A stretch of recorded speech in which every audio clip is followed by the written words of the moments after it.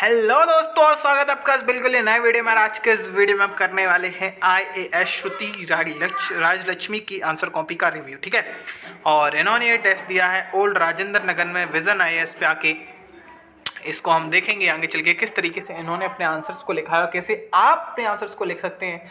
अच्छा, इनके बारे में आपको बता दूं, इनकी आई थी AIR 24 इन UPSC CSE 2021। ठीक है, okay, so let's get start करते हैं किस तरीके से इन्होंने अपने आंसर्स को लिखा है और कैसे आप अपने आंसर्स को लिख सकते हैं। So this is GS paper number 1। Okay, in which क्या क्या आता है मैं आपको बता दूं। Indian heritage and culture, history and geography of the world, है ना, और इंडियन सोसाइटी। ठीक है, और history and geography of the world and India and Indian society. ठीक है, तो स्टार्ट करते हैं, देखते हैं पहला क्वेश्चन क्या है। तो पहला क्वेश्चन है the architecture of Vijayanagar kingdom has a distinctive style comprising of unique features, elaborate with examples.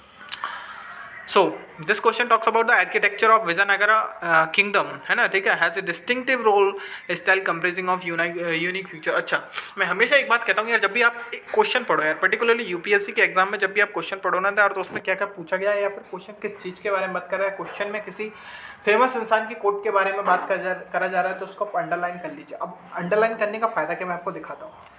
UPSC के क्वेश्चंस पे क्या रहता है यार कि एक से ज़्यादा क्वेश्चन पूछे जाते हैं एक ही क्वेश्चन में। जैसे इसमें ये question architecture of Vijayanagar kingdom के बारे में बात कर रहा है। देखो, आर्किटेक्चर ऑफ विजयनगर किंगडम के बारे में बात कर रहा है। अब उसके distinctive style comprising of unique features के बारे में बात कर रहा है। उसके यूनिक फीचर्स आपको पता होने चाहिए, मतलब एक दो चीज़ें तो रहती हैं उसमें, मतलब उसमें जो भी बुलेट पॉइंट है उसको आप क्या कर लो, अंडरलाइन कर लो।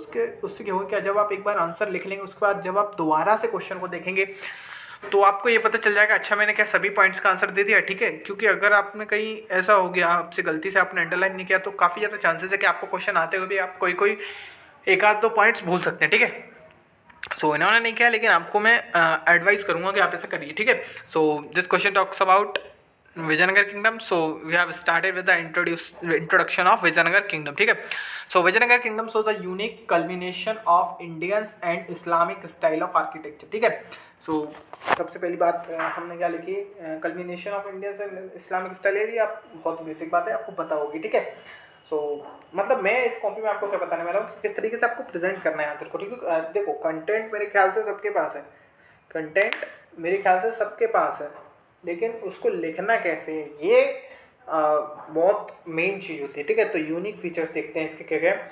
Division of city into 3 regions. ठीक है, अब सिटी का 3 रीजन्स में ये लोग डिस्ट्रीब्यूशन कर देते थे, ये तो आपको पता ही होगा। रॉयल सेंटर बना देते, ठीक है, एक सेक्रेट सेंटर बना देते थे, एक अर्बन सेंटर बना देते थे।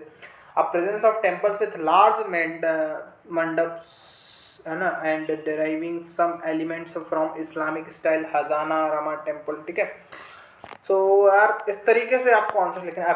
अच्छा, अब इसमें हमने क्या किया, सबसे पहले इंट्रोडक्शन किया, उसके बाद हमसे क्वेश्चन में क्या पूछा गया था, unique features of the architecture of Vijayanagar kingdom. ठीक है, सबने क्या किया, यूनिक फीचर सेटिंग बनाई, उसको बॉक्स में बंद किया। इसको अगर सेंटर में कर देते तो ज़्यादा बेटर रहता, बाकी इससे भी कोई दिक्कत नहीं है। ठीक है, अच्छा, मैं पॉइंट्स लिखने के यार मैंने कुछ तरीके बताता हूँ अपने हर वीडियो में, तो इसमें भी बता देता हूँ आपको।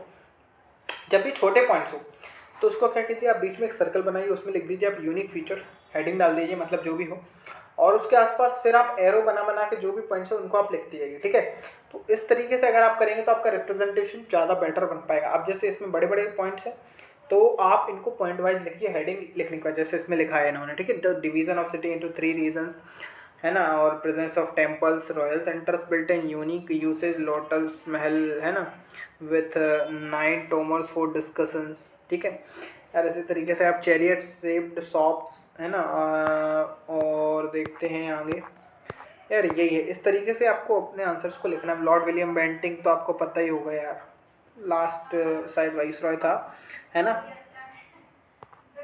despite being appointed only for 2 years। इस तरीके से अपने को आंसर्स को लिखना है। जैसे एडमिनिस्ट्रेटिव रिफॉर्म्स के बारे में बात की जा रही है यहाँ पे। लॉर्ड विलियम बेंटिक के एडमिनिस्ट्रेटिव रिफॉर्म्स यार कुछ थे जो उसने किए थे, ये यार सभी को पता होगी ये वाली बात। ठीक है, although the tenure of Lord William Bentinck was short, it was marked by enduring reforms elaborate. ठीक है, तो हमने पहले लॉर्ड विलियम बेंटिक को इंट्रोड्यूस किया। Lord William Bentinck became the क्या लिखा है, फर्स्ट, क्या लिखा है, first governor general of India 1838। ठीक है। ये क्या था, गवर्नर जनरल ऑफ इंडिया था यार, ठीक है, पहला। सो despite being appointed only for 2 years he undertake many reforms, जैसे कि उसने क्या किया, abolition of court of SP, entry functions, ठीक है। इसी तरीके से आपको आंसर्स को अपने को लिखना है। एजुकेशनल लैंग्वेज के उसमें रिफॉर्म्स उसने किए थे, जैसे कि उसने क्या किया था, इंग्लिश को क्या कर दिया था, ऑफिशियल लैंग्वेज बना दिया था, और इंग्लिश को ही मतलब एक दूसरे से कम्युनिकेट करने का वे मतलब उसने ऑफिशियली बनाया था। देखते हैं इन्होंने लिखा है कि नहीं वाला पॉइंट। अच्छा, इन्होंने भी ये लिखा है same, English became the official language, है ना। अब ये क्या है, यूज इन सुप्रीम कोर्ट लिखा है, द सुप्रीम कोर्ट ऐसा कुछ लिखा है, ठीक है। मुझे वो समझ नहीं आ रहा है एक्चुअली, वो राइटिंग उनकी थोड़ी समझ नहीं आ रही है उस टाइम पे। English to be the medium of introduction और इम्पोर्टेंस ऑफ द रिफॉर्म्स। इसी तरीके से आंसर्स को आपको लिखना है, और इसी तरीके से जब आप आंसर्स को लिखें तो बेटर आपका हो जाएगा, ठीक है। और मैं तो बस आपको यार आइडिया दे सकता हूँ किस तरीके से आपको करना है, और इस आंसर कॉपी का जो लिंक से मैं आपको डिस्क्रिप्शन बॉक्स में दे दूँगा। और इसी तरीके से अपने आंसर्स को आपको लिखना है। चैनल को लाइक शेयर एंड सब्सक्राइब जरूर से करें, और चैनल को लगातार सपोर्ट भी करते रहें, ठीक है।